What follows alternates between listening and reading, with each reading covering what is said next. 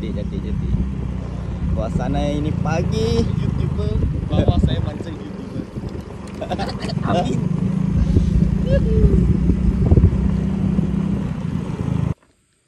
Okay guys, hari ni kita pergi cari ruan atau toman. Tengok kalau ada lah. Kita try je kan. Jadi jom.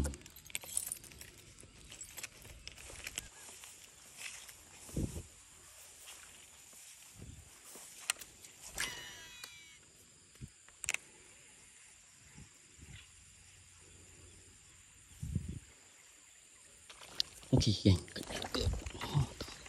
Tak kena geng, tak kena. Korang nampak kan? Ganasnya ruan ni.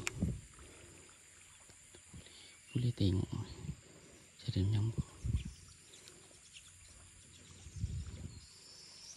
Tak kena.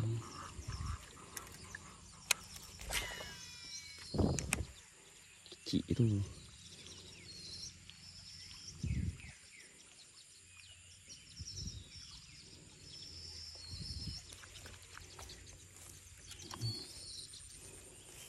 Okey lah. Banyak je aruan kat sini. Saiz-saiz curut ni. Aduh. Dah berambus satu. Kita kena cari.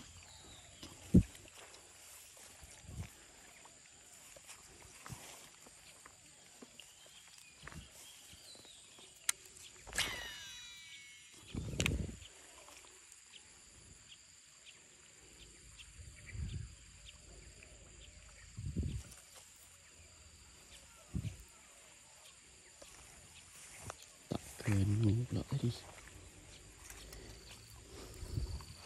Nyaris tadi.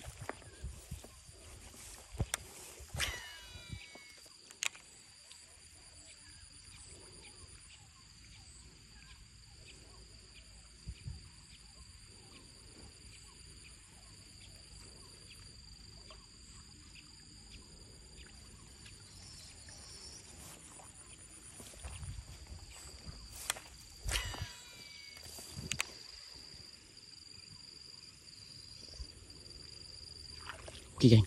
Kena geng. Kena.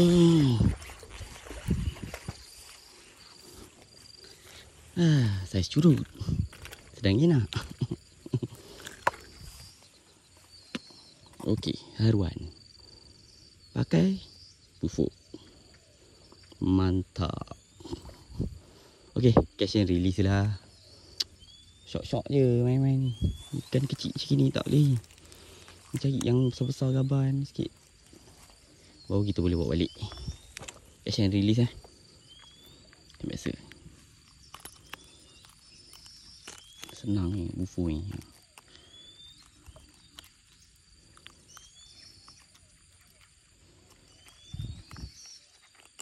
Okey, dah.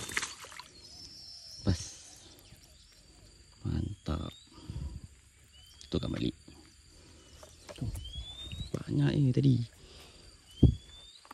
Terlepas lain.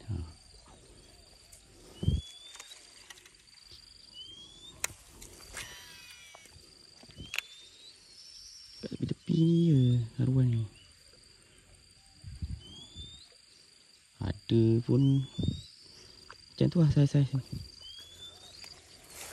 Jom. Pelan-pelan. Lava ni haruan curut. Confirm kena. Ini jarang tak kena.